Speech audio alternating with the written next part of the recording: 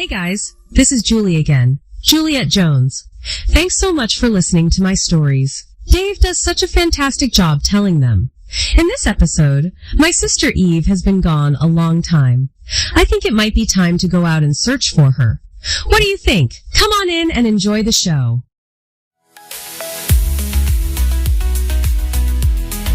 Hey everyone, this is Dave A. Gardner, and you're listening to the heart of Juliet Jones fan fiction podcast.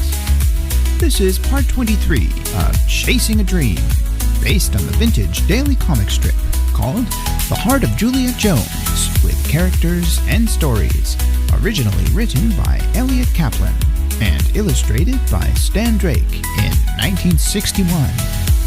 The fanfiction story you're hearing today is written by Dave A. Gardner. Welcome back to a story that has the potential to brighten your day with a mix of humor, drama, and a whole lot of heart. In our last nail-biting episode, Eve Jones had been gone so long that Julie and Pops were beginning to worry. Julie had cooked Eve's favorite meal, her glorious chicken and defrosted frozen peas, hoping to apologize for not supporting her baby sister's dream from the get-go.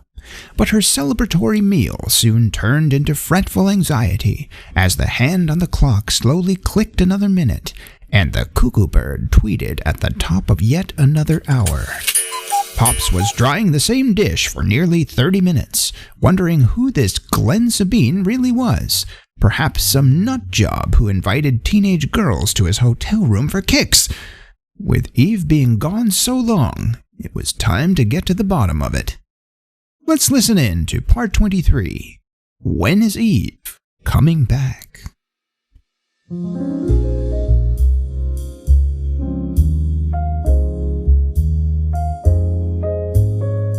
It was 8:39 and Eve still hadn't checked in. While Pops lounged in his favorite armchair, scanning the headlines of the evening paper, Juliet was frantically pacing the living room floor.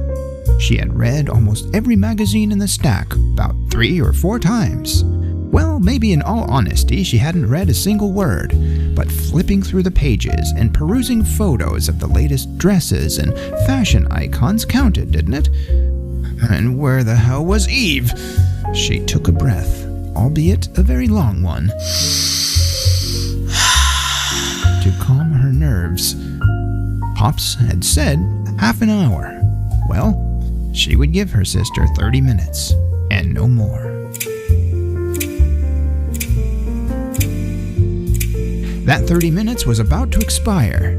Flipping open to the middle of the February issue of Bazaar magazine, Julie pretended to be interested in the content that she hadn't even glanced at. It could have been men's suit vests for all she cared. She bit her lower lip.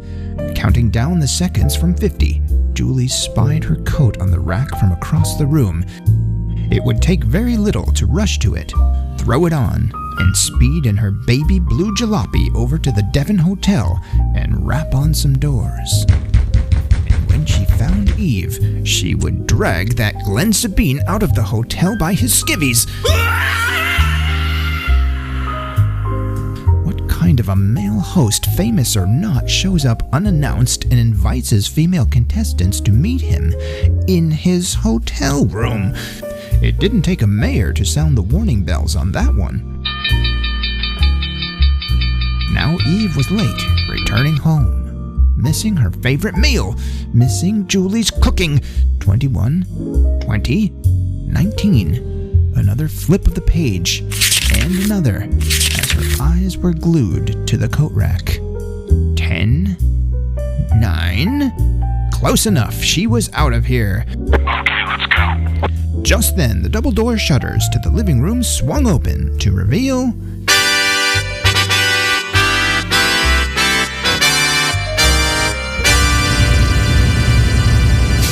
the object of their intense worry. Eve stood in the doorway, glowing like a Christmas tree at Rockefeller Center. Hello! Dust off the mantelpiece, family. A marriage is about to be arranged. She announced with her arms outstretched, her voice lifted to the ceiling. The news threw Pops for a loop. A what? he stammered. Throwing her head back, Eve smiled wide as she lifted her gloved hand nonchalantly in the air. Me and Oscar, we're going steady. Eve Jones, blasted Pops. Sit down somewhere and unconfuse us, please. Eve glizzarded into the living room with her heart aglow and her face shining like the sun.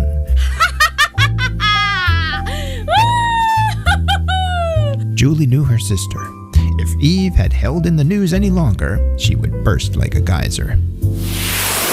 3 hours later, Pops and Julie were sitting on the couch and listening intently to Eve's overtly long-winded account of everything that went on in Mr. Sabine's hotel room.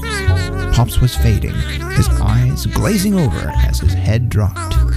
Just as quickly, when he realized he was dozing off, his head popped back up and he looked around somewhat disoriented until he remembered. Eve was telling her Miss Teenager story. Oh, yes. Julie was all ears, caught somewhere between wondering if she should be happy for Eve or worried sick. And Glenn Sabine said he would personally tutor me in the dramatic arts. He said I had flair and poise and enormous promise. Eve belted out as if it were not midnight but the middle of the day. Oh, Julie was certain that this Mr. Sabine had done it now.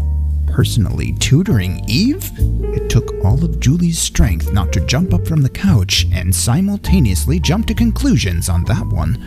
Instead, she sat motionless, listening with intense concentration. Hi guys, this is Julie. Thanks again for listening to my story.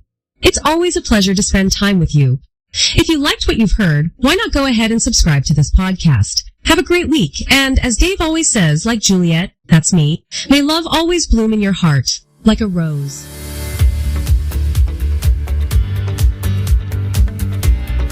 Thanks again for joining us, dear listeners.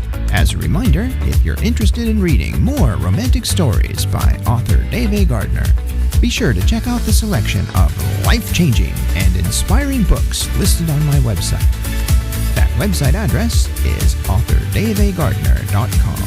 That's authordaveagardner.com.